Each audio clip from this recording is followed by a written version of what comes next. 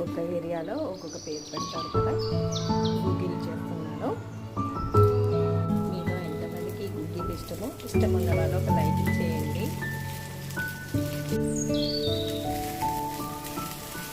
ఇలా పచ్చిమిరపకాయలు, వెల్లిపాయలు, కరివేపాకు, తాలింపు ఇవన్నీ వేసేసుకొని ఉడికించిన శనగలు వేసేసుకోవాలి.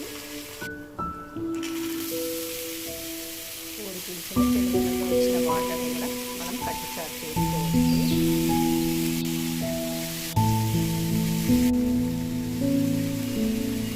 మీరు కూడా ఈవినింగ్ స్నాక్స్కి ఇలా చేసుకోవచ్చు.